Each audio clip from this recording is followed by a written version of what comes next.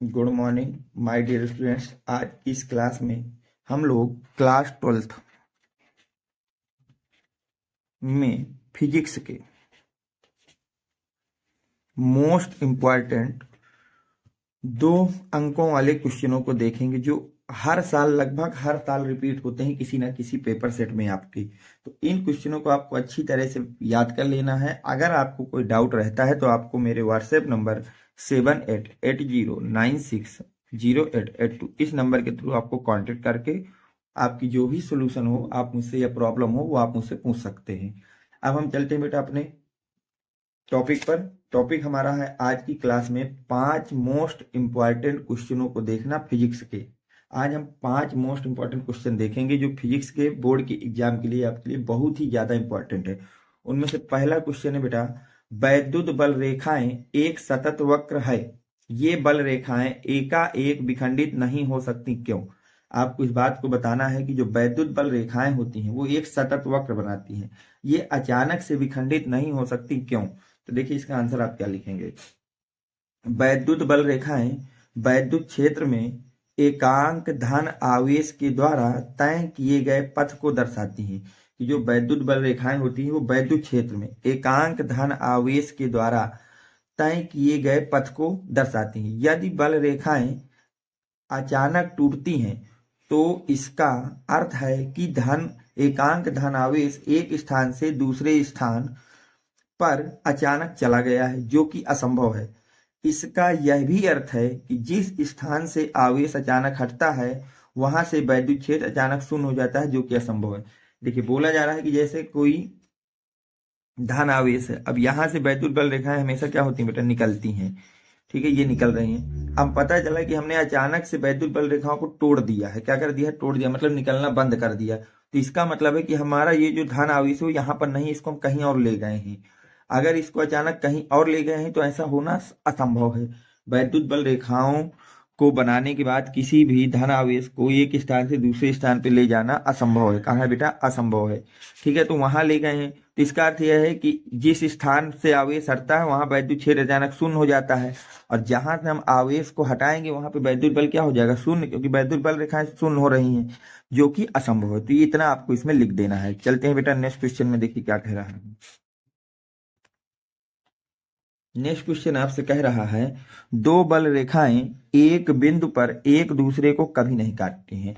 दो बल रेखाएं हैं वो एक बिंदु पर एक दूसरे को कभी नहीं काटती, क्यों? व्याख्या करना है आपको, इस बात को व्याख्या करना है। मान लीजिए हमारे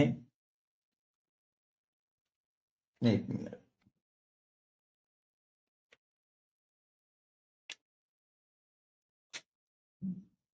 मान लीजिए बेटा ये धन है, ये माइनस है। इस तरह से वैद्युत बल रेखाएं हमारी जा रही हैं। अब हम ये जानते हैं कि वैद्युत बल रेखा हमको वैद्युत क्षेत्र की दिशा को दिखाती हैं। वैद्युत बल रेखाएं हमको क्या दिखाती हैं बेटा? वैद्युत क्षेत्र की दिशा को। अब मान लीजिए कोई वैद्युत बल रेखाएं, दो वैद्युत बल रेखाएं इस तरह से एक दूसरे को काट दिए, तो इसके अकॉर्डिंग यहाँ पर हमारा वैद्युत क्षेत्र की दिशा ये है, और इसके अकॉर्डिंग वैद्युत क्षेत्र की दिशा क्या है? ये है। एक बिंदु पर वैद्युत क्षेत्र की दो रेखाएं तो कभी बन नहीं सकती, ये वैद्युत क्षेत्र की दो दिशाएं तो हमको दिख नहीं सकती। किसी भी बिंदु पर वैद्युत क्षेत्र की सिर्फ एक ही प्रकार की दिशा होती है, वो दो तरह की नहीं हो सकती। लेकिन अगर ये वैद्युत बल रेखाएं एक दूसरे को विखंडित कर रही हैं तो इसका सिर्फ इतना सा मतलब है कि उस बिंदु पर वैद्युत क्षेत्र की दो दिशाएं हैं, जो कि असंभव है। तो बस इसी को आपको आंसर में लिख देना है। यदि दो बल रेखाएं एक दूसरे को काटती हैं तब उस बिंदु पर दो स्पर्श रेखाएं खींची जा सकती हैं, जिसका अर्थ है कि वैद्युत बल रेखाओं की दो दिशाएं होंगी। जिसका अर्थ क्या है बेटा? कि वैद्युत बल रेखाओं की दो दिशाएं होंगी, जो कि असंभव है। जो कि क्या है बेटा? असंभव है। अतः दो बल रेखाएं एक दूसरे को कभी नहीं काटती। तो आप कह सकते हैं कि जो दो बल रेखाएं होती हैं वो एक दूसरे को कभी नहीं काटती हैं। ये आपका प्रॉपर आंसर हो गया। नेक्स्ट क्वेश्चन, ये 2023 में आपसे बोर्ड में पूछा गया है। क्वेश्चन क्या कह रहा है? प्रदर्शित कीजिए कि न्यूटन प्रति कूलाम तथा वोल्ट प्रति मीटर एक ही भौतिक राशि के मात्रक हैं। उस भौतिक राशि का आपको नाम भी लिखना है, और उस भौतिक राशि का क्या लिखना है बेटा? नाम लिखना है। तो आपको सिद्ध ये करना है कि न्यूटन प्रति कूलाम तथा वोल्ट प्रति मीटर एक ही भौतिक राशि है। तो देखिए प्रश्नानुसार हमको सिद्ध क्या करना है बेटा? कि न्यूटन पर कूलाम जो है वो वोल्ट पर मीटर के बराबर है। अब वोल्ट क्या है बेटा, विभव का मात्रक है, मीटर को मीटर रहने दो। अब विभव का सूत्र क्या होता है बेटा, विभव होता है किया गया कार्य बटे लाया गया आवेश, यानी कि W का मात्रक बटे Q का मात्रक किसके बराबर होगा, विभव के मात्रक के। अब W का मात्रक सबको पता है क्या होता है बेटा, जूल। Q का मात्रक होता है कूलाम, और मीटर नीचे आ जाएगा तो जूल कूलाम प्रति मीटर हो जाएगा। अब देखिए, अब जूल का मात्रक क्या होता है, जूल को हम लिख सकते हैं न्यूटन प्रति मीटर। जूल को क्या लिख सकते हैं बेटा, न्यूटन प्रति मीटर। तो मीटर से मीटर जब कट जाएगा आपका तो बचा क्या, न्यूटन प्रति कूलाम। और यही हमको प्रूव करना था कि न्यूटन प्रति कूलाम वोल्ट प्रति मीटर के बराबर होता है। तो यहां से आपका प्रूव हो गया कि ये न्यूटन प्रति कूलाम के बराबर है। अब आपसे जो पूछा गया है, एक मिनट बेटा, आपसे पूछा गया है कि उस भौतिक राशि का भी नाम बताना है जिसके दोनों मात्रक हैं। तो देखिए, न्यूटन प्रति कूलाम, ये वोल्ट प्रति मीटर, ये मात्रक किसका होता है बेटा, विद्युत क्षेत्र का मात्रक होता है। किसका होता है, विद्युत क्षेत्र। तो भौतिक राशि का नाम क्या लिखेंगे, ऐसे आंसर लिखेंगे बेटा, वोल्ट प्रति मीटर, वोल्ट प्रति मीटर, अथवा न्यूटन पर कूलाम, न्यूटन प्रति कूलाम, दोनों ही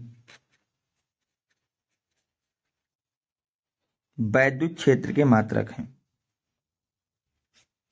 वैद्युत क्षेत्र के मात्रक हैं। बहुत ही अच्छा सवाल, इसको अच्छी तरह से देख के आइए। कितना देखिए टेक्निकल सवाल आपको क्लास 11 से रिलेट करा लिया, पहले चैप्टर से, जो आपका पहला चैप्टर है बीमा, बीमा वाले चैप्टर से इसको रिलेट कराया। और इस तरह के क्वेश्चनों को आने के चांस बहुत ज्यादा होते हैं। नेक्स्ट क्वेश्चन आपका देखिए क्या कह रहा है, वैद्युत फ्लक्स को परिभाषित करें, इसके एसआई मात्रक को भी लिखें। आपको बताना है कि वैद्युत फ्लक्स क्या होता है और इसका एसआई मात्रक क्या होगा। तो देखिए इस क्वेश्चन को, तो वैद्युत फ्लक्स देखिए क्या होता है बेटा, वैद्युत क्षेत्र में स्थित किसी काल्पनिक पृष्ठ से होकर गुजरने वाली वैद्युत बल रेखाओं की संख्या को वैद्युत फ्लक्स कहते हैं। तो वैद्युत फ्लक्स क्या होता है बेटा, वैद्युत क्षेत्र में स्थित किसी काल्पनिक पृष्ठ से होकर गुजरने वाली वैद्युत बल रेखाओं की संख्या को हम लोग वैद्युत फ्लक्स कहते हैं। इसे किससे दिखाते हैं बेटा, इसको फाई से दिखाया जाता है। वैद्युत फ्लक्स के अगर हम सूत्र की बात करें तो सूत्र होता है बेटा ई ए कॉस थीटा, ई ए कॉस थीटा। अगर हम यहां से बात करें कि वैद्युत फ्लक्स का मात्रक क्या होगा, तो देखिए वैद्युत फ्लक्स का मात्रक होता है बेटा न्यूटन मीटर स्क्वायर पर कूलाम, अथवा आप इसी का मात्रक बता सकते हैं वोल्ट मीटर। न्यूटन प्रति कूलाम, न्यूटन मीटर कूलाम का नाम होता है वोल्ट, और मीटर को मीटर लगा सकते हैं। तो एक मात्रक हो गया इसका बेटा न्यूटन मीटर स्क्वायर प्रति कूलाम, और एक मात्रक हो गया वोल्ट मीटर। अब अगर हम बीमा की बात करें तो इसकी बीमा होती है बेटा ML3 टी की पावर -3 ए की पावर -1। ठीक है, अब हम चलते हैं क्वेश्चन नंबर 4 में, जो बहुत ही ज्यादा इंपॉर्टेंट हो क्वेश्चन नंबर 5 में। क्वेश्चन 4 आपके हो गए हैं, क्वेश्चन नंबर 5 देखिए क्या कह रहा है। क्वेश्चन नंबर 5 कह रहा है आवेश संरक्षण सिद्धांत क्या है, आवेश संरक्षण सिद्धांत क्या है, किरचॉफ का नियम पूछ रहा है। आवेश संरक्षण, इस सिद्धांत के अनुसार किसी पृथकृष्ट निकाय में कुल आवेशों का बीजगणितीय योग नियत रहता है। ठीक है, इस सिद्धांत के अनुसार क्या होता है बेटा कि किसी भी पृष्ठकृत निकाय में, कोई भी निकाय है उसमें कुल आवेशों का जब हम बीजगणितीय योग करते हैं तो हमेशा क्या रहता है बेटा, नियत रहता है। ये आपके आवेश संरक्षण का सिद्धांत है। तो आज की क्लास में हमने टॉप 5 मोस्ट इंपॉर्टेंट क्वेश्चनों को किया है, जो कि यूपी बोर्ड में हर साल पूछे जाते हैं क्लास 12 के फिजिक्स में। इन 5 क्वेश्चनों को आप अच्छी तरह से बेटा लर्न करिए। अगर इसके बाद भी आपको कोई डाउट हो रहा है तो आप 7880960882, ये मेरा व्हाट्सएप नंबर है, इस नंबर के थ्रू आप मुझसे संपर्क करके अपनी कोई भी प्रॉब्लम सॉल्व करा सकते हैं। अगर आपको हैंड रिटन नोट्स चाहिए तो भी आपको इसी व्हाट्सएप नंबर के थ्रू मुझसे कॉन्टेक्ट कर लेना है। अगर आपको वीडियो पसंद आया है और इसी तरह के और भी वीडियो चाहिए तो वीडियो को लाइक करिए, चैनल को सब्सक्राइब करिए। Thanks for watching, next video coming soon.